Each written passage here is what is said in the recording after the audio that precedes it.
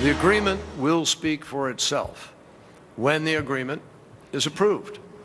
And as we sit here tonight, we have agreed on the language that would be submitted to Aloya Jirga, but they have to pass it. So I think it's inappropriate for me to comment at all on any of the details. It's up to the people of Afghanistan.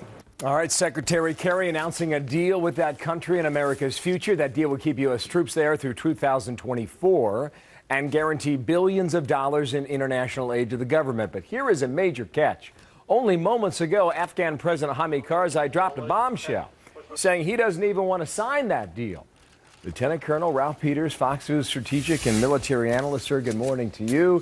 You were hot on this topic, have been all week.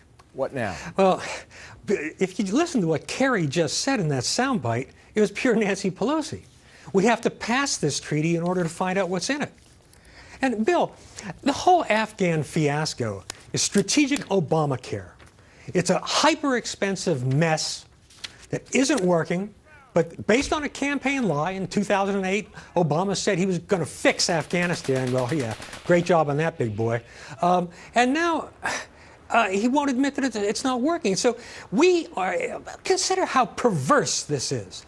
We, who freed Afghanistan, who have poured in tens of billions of dollars, who have sacrificed almost 2,300 lives of our troops, far more Americans wounded and maimed, we're begging Afghans to let us stay, let us keep giving them billions of dollars a year, and they keep narrowing what they'll let us do.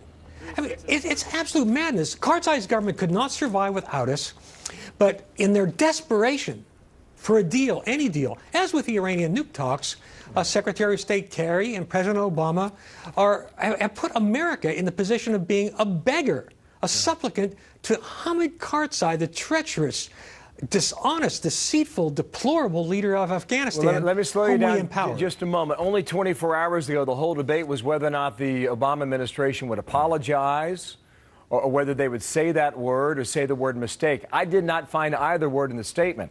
In fact, I found this: we will continue to make every effort to respect the sanctity and dignity of Afghans in their homes and in their daily lives, just as we do for our own citizens. No apology in there, Colonel. No mention of the word mistakes.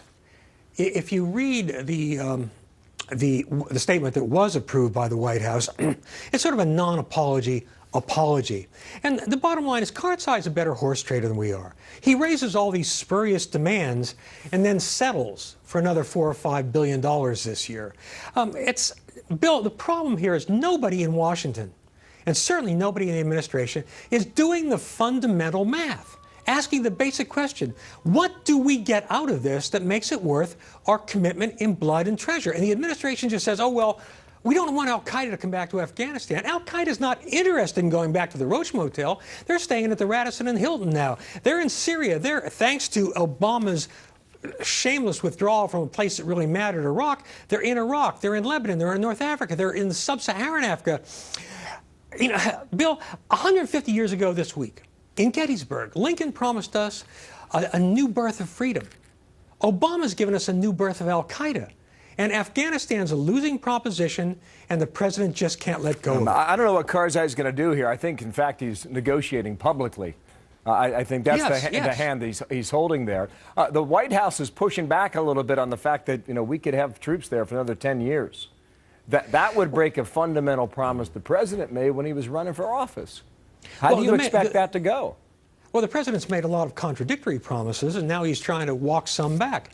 But the bottom line for the White House is they don't want this to go disastrous. They don't want the Taliban in Kabul before 2016 or early 2017 when the administration actually changes over.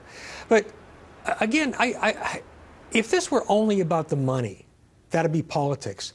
But it's about the lives of our troops, the future, the maiming of our troops, for no good purpose. The only reason you can argue that we should be there at all in any capacity is to keep killing terrorists across the border in Pakistan, and the New Deal, as I understand it to date, restricts that. And by the way, the notion that Karzai says, well, this has to be approved by the Aloya Jirga. The Aloya Jirga is a meeting of the mob families of Afghanistan. Yeah, well, you're Karzai not wrong about that. And we'll see indeed what he asks for and what he gets. Thank you, sir.